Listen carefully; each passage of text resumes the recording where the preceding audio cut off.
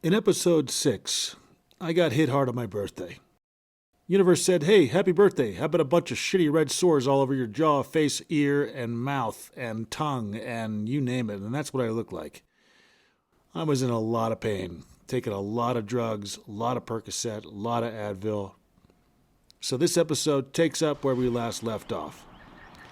This is episode 7. And this is Shingles, day number 5.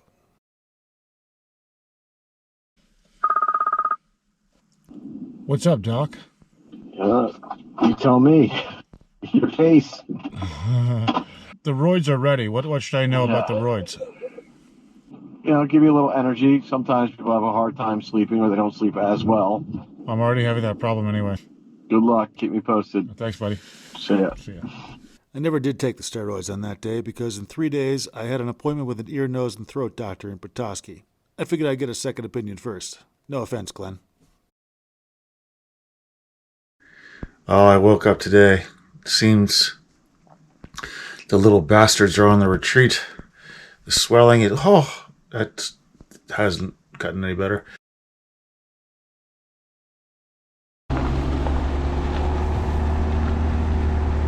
Hallelujah. Yesterday, my body around 3 o'clock, I think, just realized a little bit like, hey, I think my job is done here. I need a rest.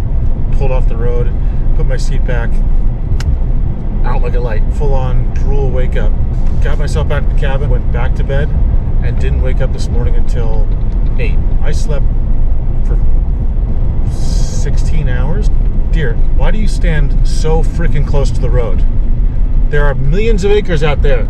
I guess the good thing is that I've got a strong immune system. Little known fact about me that you don't know is that when I was a little baby, I had spinal meningitis.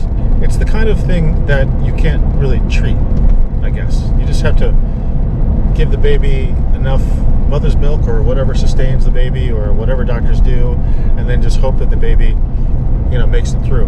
My first traumatic experience, I guess, as a person is battling spinal meningitis, and as you can clearly see, I didn't die. And I don't have any major brain defects, except that I'm maybe just a little bit unique. Dear, seriously, I was completely negated any fish action on the however you say it. I think it was just because it was 77 degrees up here a couple days ago, and then it dropped down to 14. And the fish are like, yay! And then they're like, what the fuck? I just realized that I've been driving this entire time with my storage box open. I didn't lose anything. I've been in a lot of stop signs and stoplights with people next to me. Wouldn't they say something? Petosky, Michigan is the first place on this trip I've been to before, but not for the reasons I came here, which is a doctor's visit.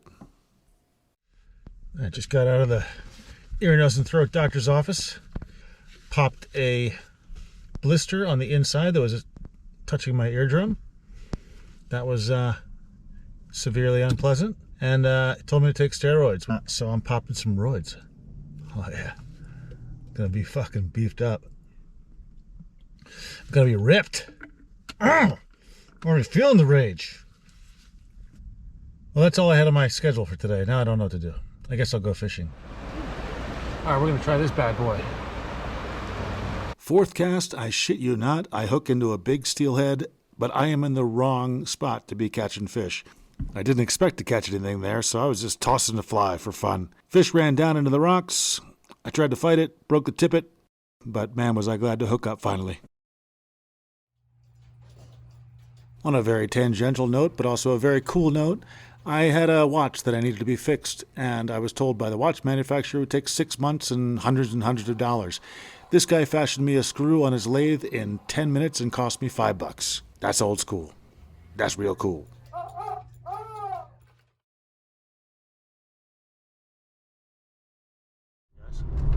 Yeah, I'm going for a bike ride. I don't know if it's a good idea or not. I know my immune system is severely compromised, but I don't know if it's going to be a good thing or a bad thing. It's a waiting game. And I always sort of had in my mind that I was going to ride up here anyway, because I know that the portion north of Harbor Springs is incredibly beautiful. A little There's a road called M19 or M119, and it goes through it's called the Tunnel of Trees. It's like a narrow road that goes by the coastline, and there's no center divider. It just kind of looks like one of those European roads with white lines on both sides.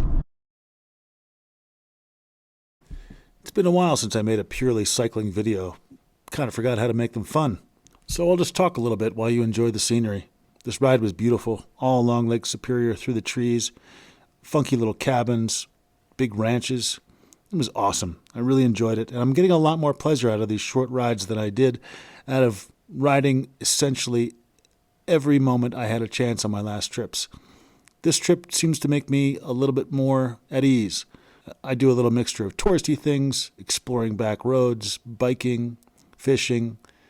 Just seems a healthier combination to me. Don't let me get a flat. Oh, I don't know anybody here to come pick me up. Sorry if my face is a mess. I mean, I obviously have a lot going on in my facial region. Anyway, I'm on this little back dirt road. It's a little bit more gravelly than I thought, which means I can't really sightsee because I got to keep my eyes on the road, looking out for big rocks and holes and shit like that. The bummer is that there's really cool houses like this one.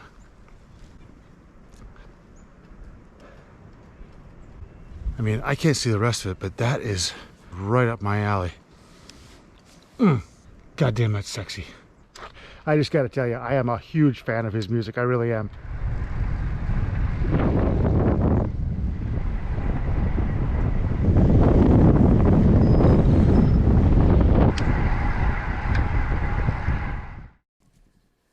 And now we're off to Mackinac Island.